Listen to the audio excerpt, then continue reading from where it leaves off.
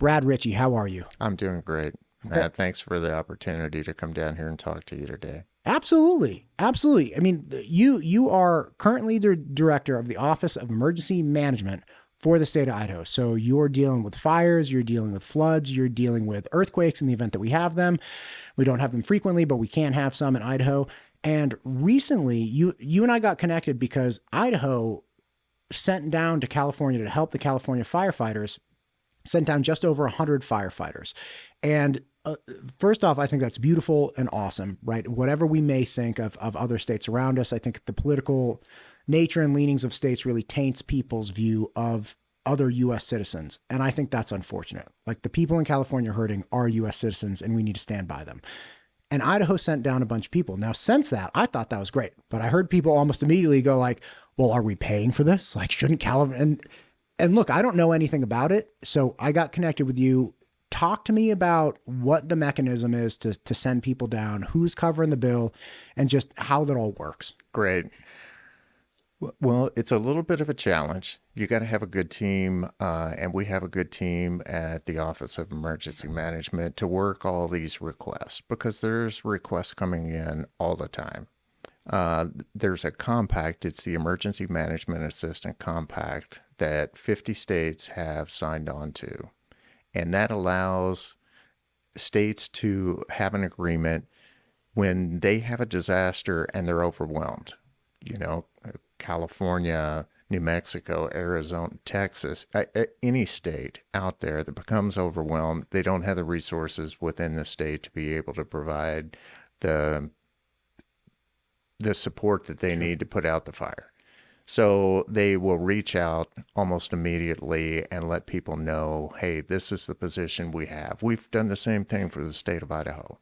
We had a couple people come in this last year to help Department of Lands. So with the fires down in California, again, you can see it immediately and you start looking for requests that come in. They were looking for 200 teams. And of course, we would not have 200 teams available to go down there. We were able to reach out to Chief Carpenter, the president of the Idaho Fire Chiefs Association, and Mark Niemeyer, who's the Western Fire Chief president.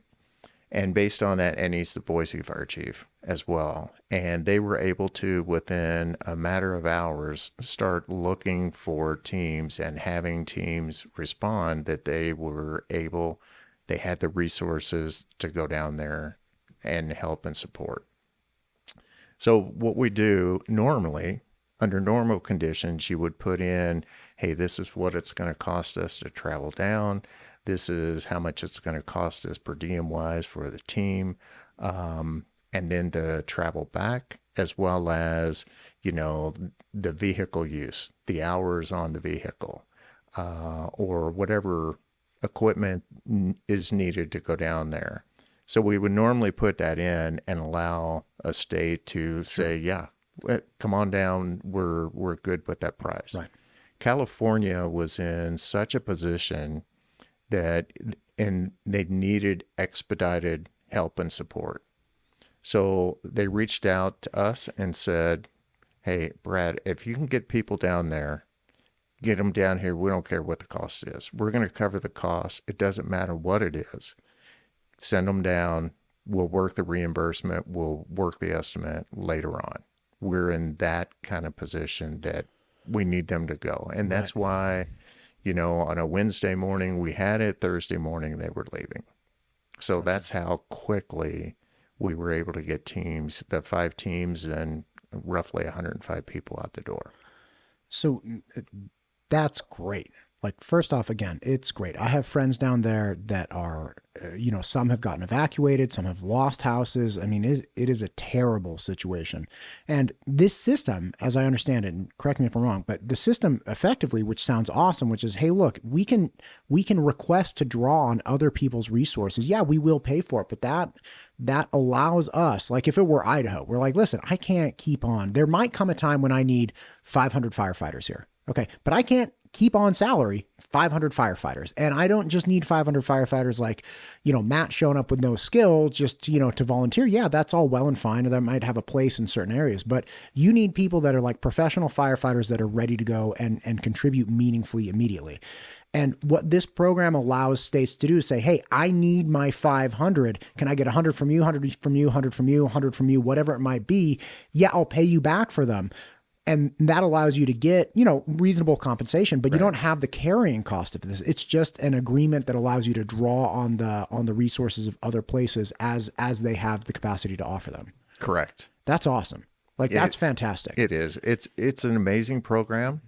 The National Emergency Management Association is the one that kind of hosts all the software and the training that goes into how the requests are processed and then reimbursed. And yeah, it's an amazing opportunity. Now, is this, I remember in the past, there was some manner of really, really bad fires. And I can't even remember if it was in California or other places, but we had crews of, I think it was Southern California. We had crews of like Australian firefighters coming over. Is this the same kind of thing? Like, you have a broader like world network of emergency services, which is like, look, send anybody you can. Like, it's a real emergency. Please get people up here. And then they like jump on and come out. Well, we don't have a worldwide system. Okay. But the Pacific Northwest has an agreement with Canada to be able to help and support Alaska, Washington, Idaho, and Oregon. So we do have that agreement if we need them. We've never exercised that request either way. But yes, we do have a border agreement with Canada to help and support, because fire doesn't care whether it's a national boundary, a county boundary, or a state boundary. Everybody needs to be in working the fire as much as it possibly can. Where do contracted firefighting agencies come into play here? I have a friend who actually has one, and he has multiple rigs that they contract out. And he said last year, he wasn't like super happy about it. He lives in Boise, and he said, Right. Look, from a contractor standpoint, we had like a crazy great year, but from like an Idaho standpoint, it was terrible with fire. So where do they play into this? Like, if we had an emergency, do we draw on them first before we ask for out of state help, or is it kind of a combination? Well, again, it's according to the agency. Got So it. a lot of times, like if the Forest Service is requesting contractors or BLM is requesting, then they would work with those contractors directly. Department of Lands, I know at times they have brought in contract help. And again, it just kind of depends upon who is the requesting agency, where are they in their resources, and that's how we work through all the issues out there. Gotcha. So it could, and I don't even know why I didn't think about it. I was actually just speaking with Congressman Fulcher, and we were talking about federal land management and Idaho land management, and so it's like the number of agencies that might be concerned about a particular fire, especially a large one, could be, you could have like half a dozen agencies that are interested or have some obligation to be fighting that fire. So I guess it would make sense. It's like, listen, if you're talking about the Bureau of Land Management, Department of Interiors, or you're talking about, Rangeland Fire Association, if you're talking about state forest land, if you're talking about private land, you have all kinds of different people and agencies that could be drawing, saying like, hey, we need help right now. Absolutely. Gotcha. Yeah. With that being said, is there a buildup to dealing with emergencies stateside? That if we just stick with fire, because I had Director Dean Cameron on from the Department of Insurance just last week, and he was talking about, it was really dark too. It was like, listen, last year was a bad fire season. This year's gonna be worse. I was like, okay, like, are you sure? He was like, I'm pretty sure. Again, if he says it, I believe him. But he went into, he's like, just look, the precipitation we've gotten has not been great.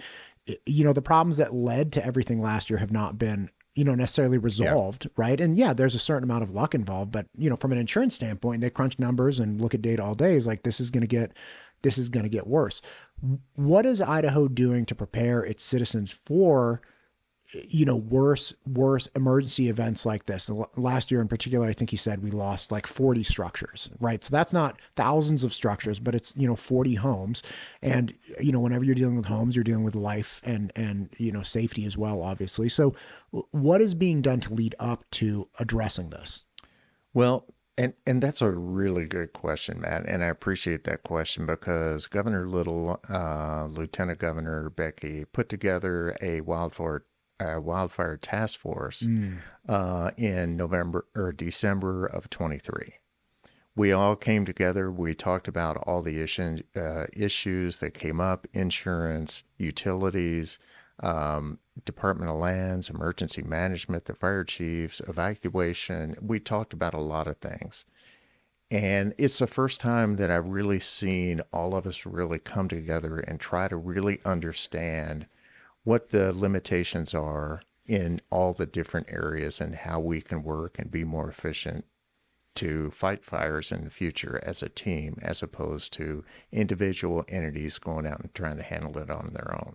So essentially, it's like, look, what if I understand your answer correctly? It's look, we know there's this problem coming. Everybody knows fire season. It's Yeah, not like, hey, maybe it pops up in January and then the next day it's next year it's August. It's like, no, no, we know what fire season is.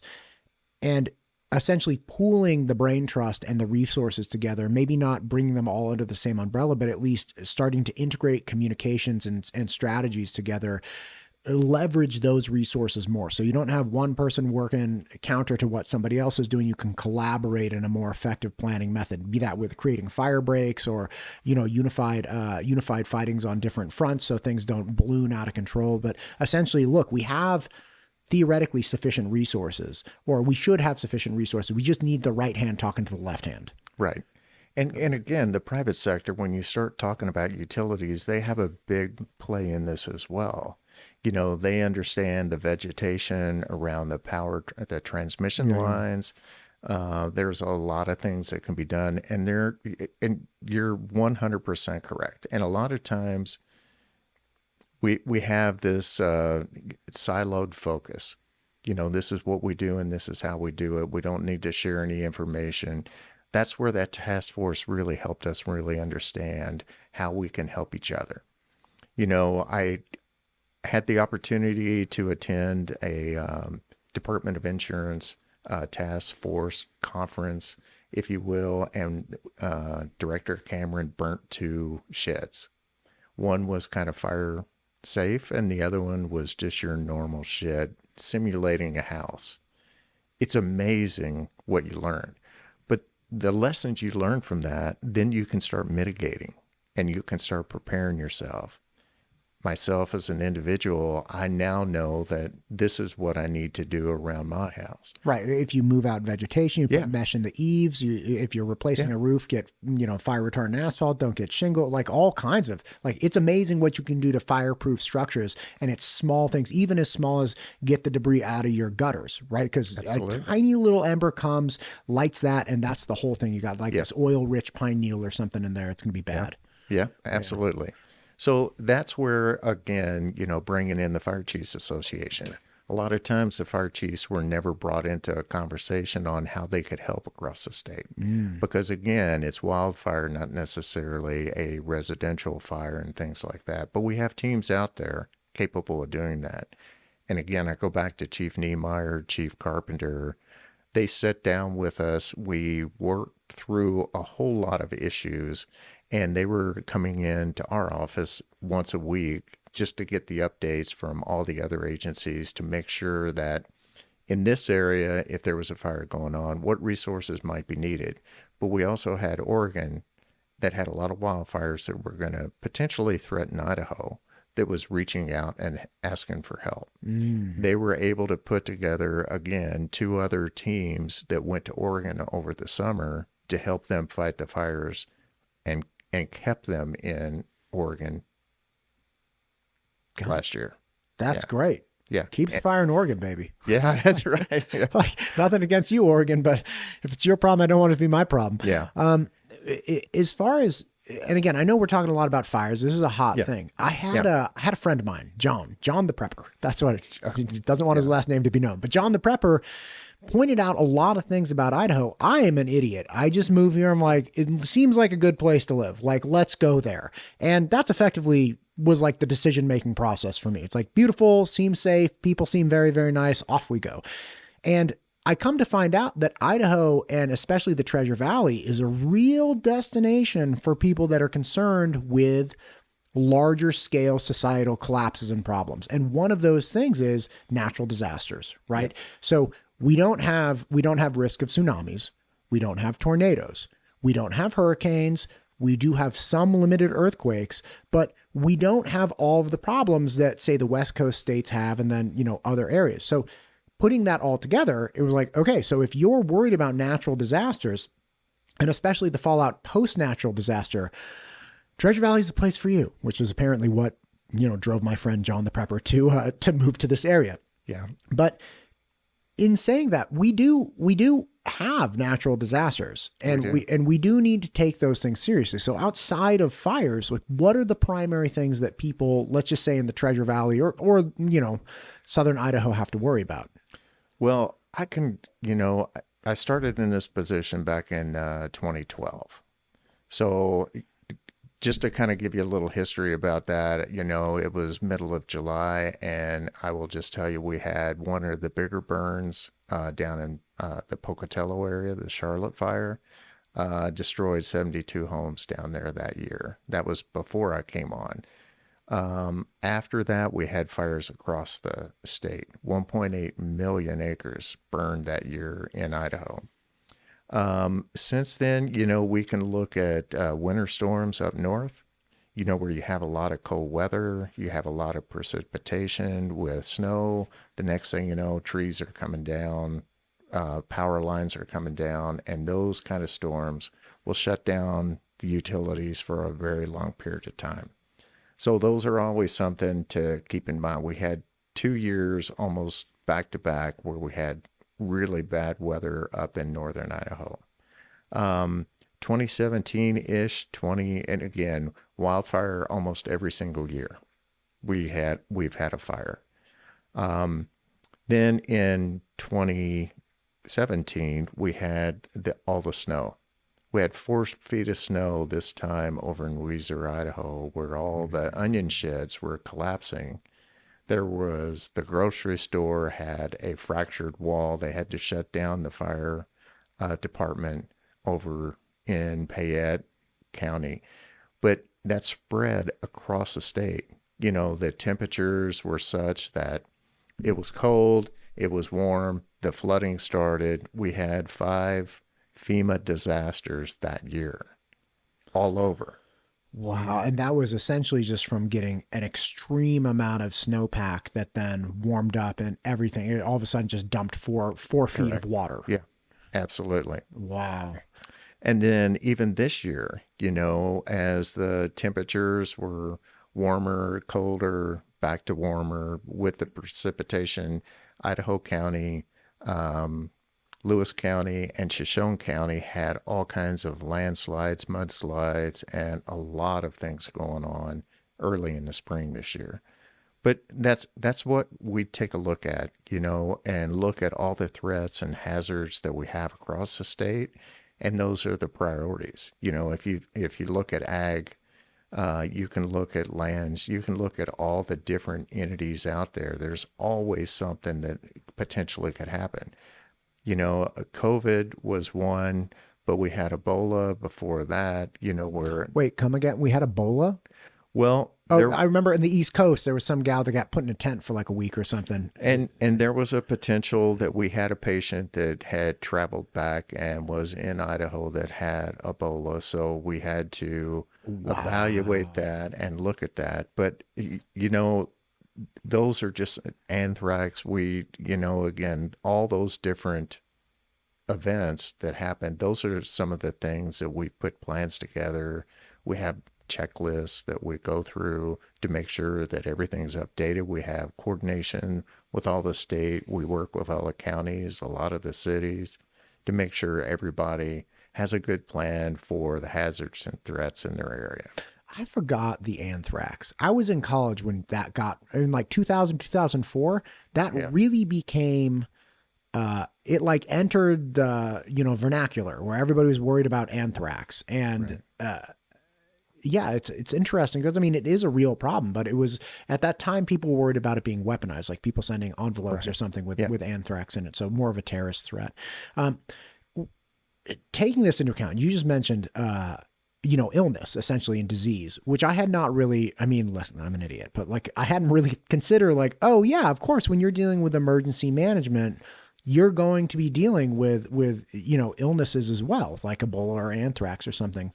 We just had that I believe the legislation got voted on to prohibit mask mandates. And I think that was yesterday.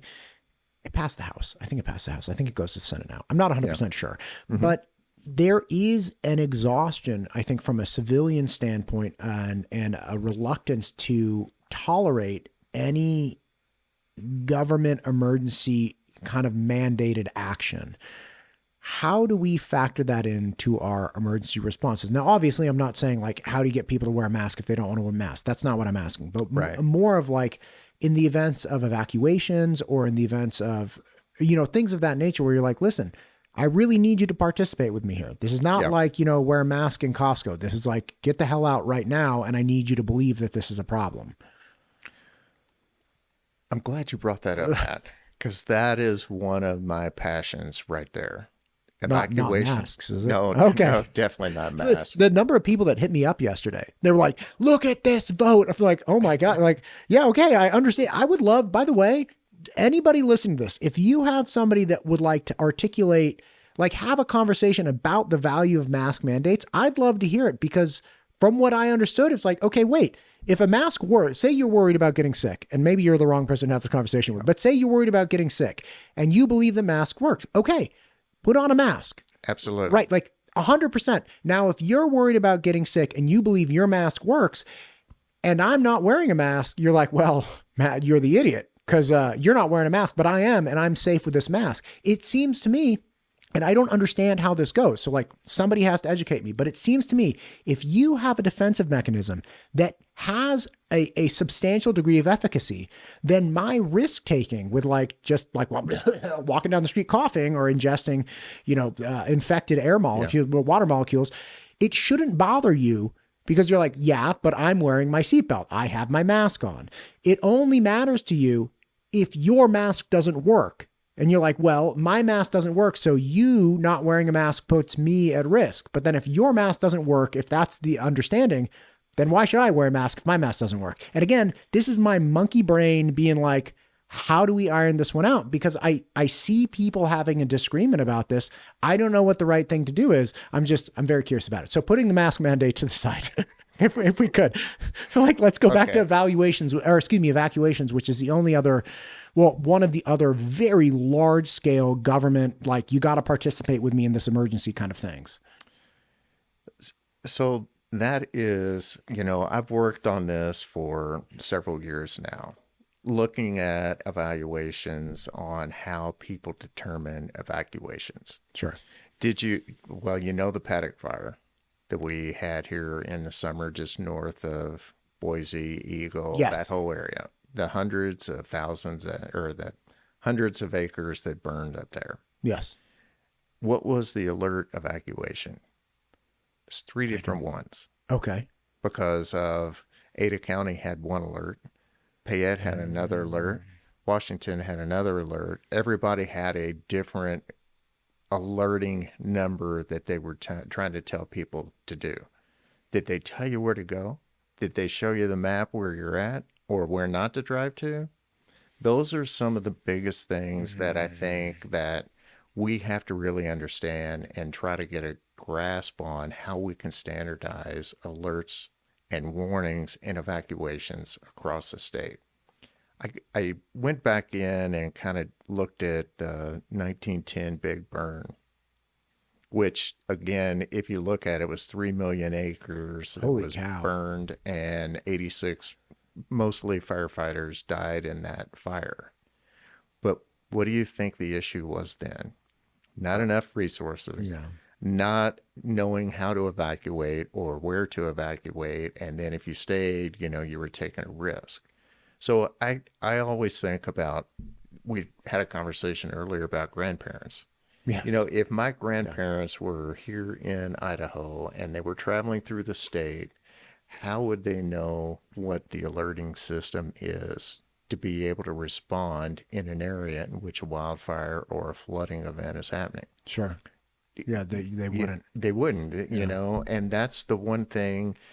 A lot of times, the evacuation notice comes from the sheriff across a state. And again, everybody has their own right to have the evacuations right up until the point something happens where people are no longer safe because of the evacuation. We never really say this is how you get there. Look at what happened in Maui, and it happened down in California too. And I can go back and say evacuations didn't really work in 1910. But those are the issues. People were in their car, they had to leave their car because there was only one way in, one way out. And nobody had really thought about mass exodus from an area like Maui. Yeah. So I I applaud the governor because that was one of the things that he wanted that IOEM to take a look at and work with all the different associations to come up with a standard. And it'll be a challenge because everybody is used to doing it their way. But what they don't take into effect is, I remember in Clark County, population 500 to 700 people. Sure. In the wintertime. In the summertime, it's 2,000 to 3,000 people in there that everybody comes up as tourists or travels over to enjoy Clark County. Sure. So how does a county of 500 really put together the appropriate mechanism to evacuate 3,000 people when they're not local Idahoans? Right. You don't have the same communication hubs or anything. Right. Yeah.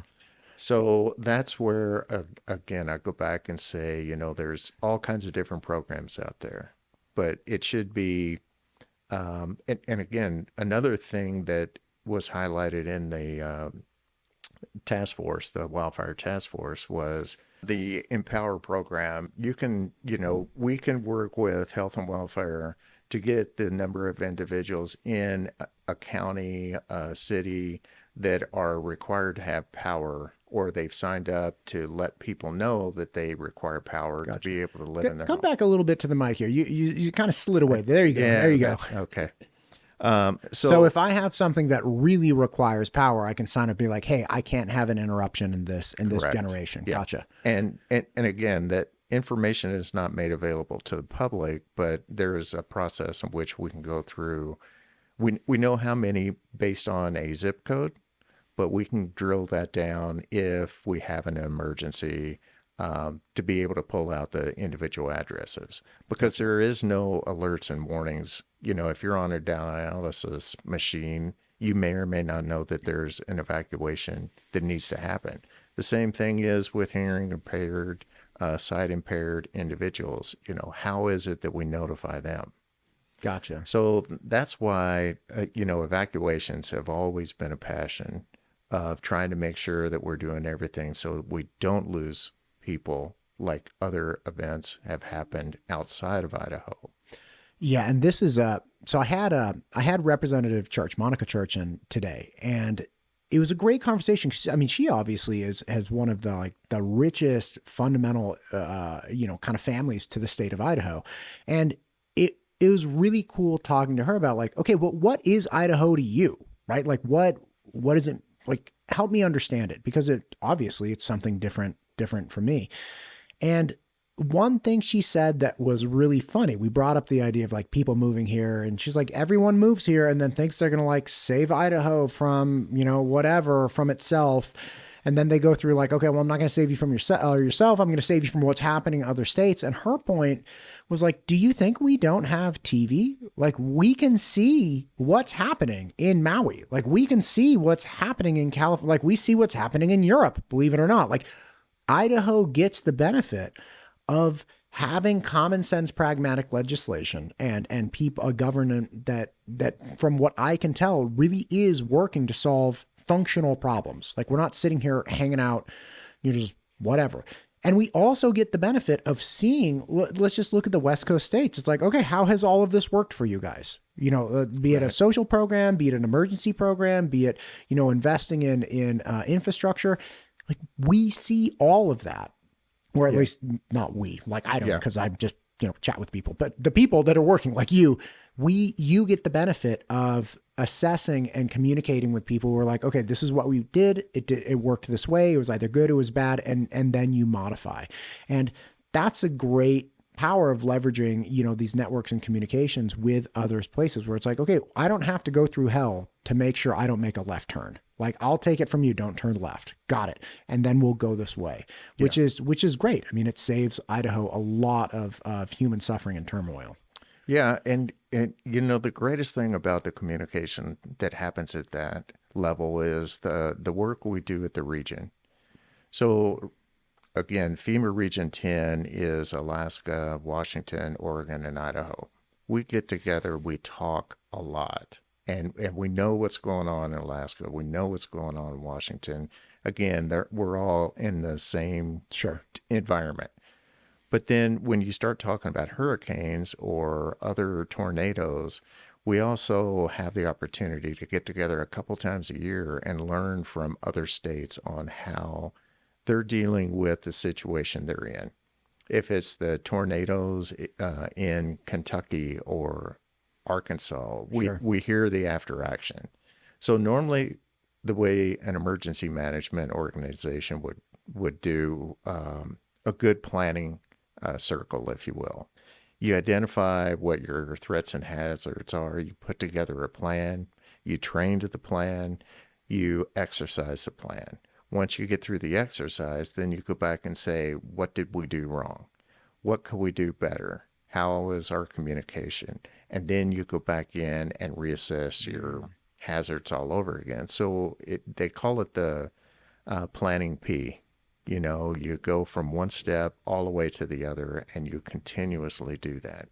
So we've had several after action reports already from last year where we think we did a great job, but there's opportunity to improve.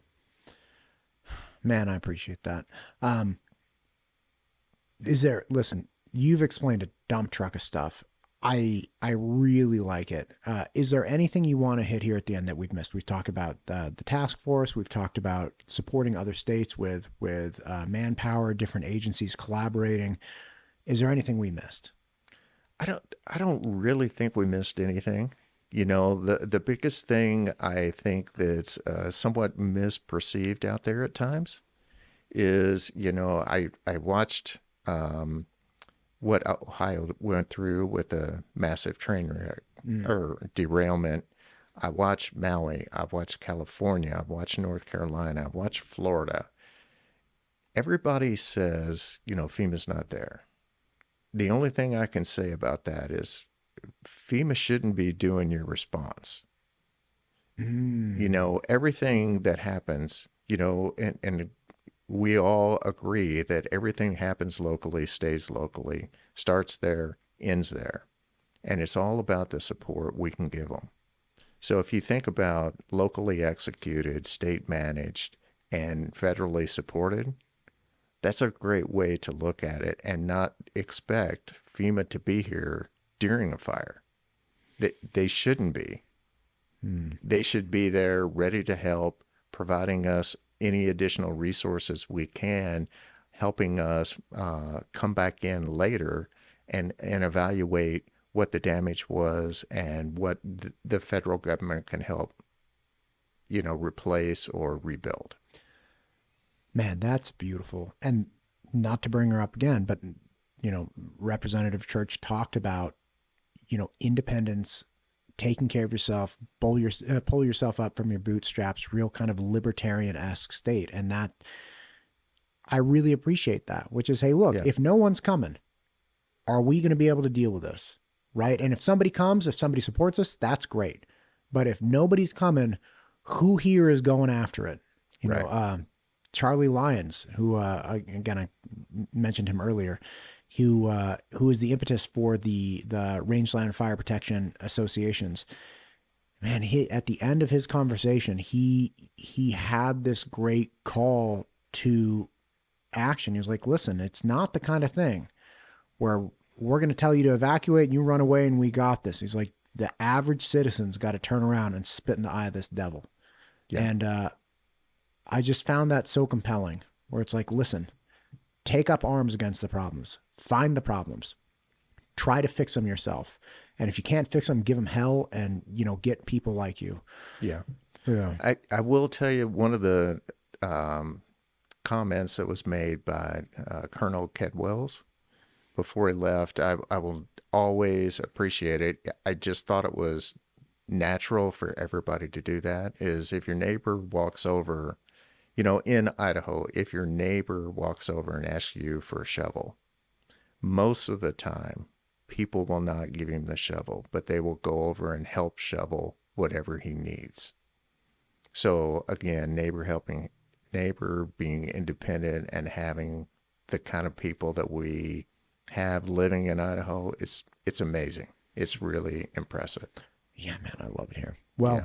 Brad, Richy, thank you for what you're doing, sir. I really appreciate you coming in and explaining all this. My wife worries a lot about natural disasters and her family in general. And I'm really pumped to be able to essentially be armed with this information and go share it with her. So thank you for coming in today. Thank you for your service to Idaho. I know that your time in the Department of Emergency Management is coming to an end. So thanks for what you've done for Idaho. All right. Well, thank you, Matt. I really appreciate it. And it's been great. I really appreciate the opportunity to come down here. And I know you said you were an idiot 3 times a day. I didn't know any of that is not the case. I didn't even know the title. I was like, is it emergency services or management? And now I realize it's like, okay, management makes a lot more sense because you're not organizing this actual service. You're figuring out what the emergency response should be and do it. But like, I feel like I have all these questions, and every time I talk to somebody, it's like, oh my God, I'm an idiot. I'm like, of course. So why didn't I think of that? Or like, well, of course, this is what they do. So again, I appreciate you. What was that? I was going to say coordination. Yeah. That's kind of what we do the most. Somebody says, again, if you go back to the model of locally executed, state managed, and federally supported, we just coordinate what the locals need. Got it. Well, thank you for what you're doing, sir. I appreciate you. And maybe we'll do it again. Oh, well, anytime. Awesome. Got some time on my hands now. Awesome. Thank you. Thanks, Matt.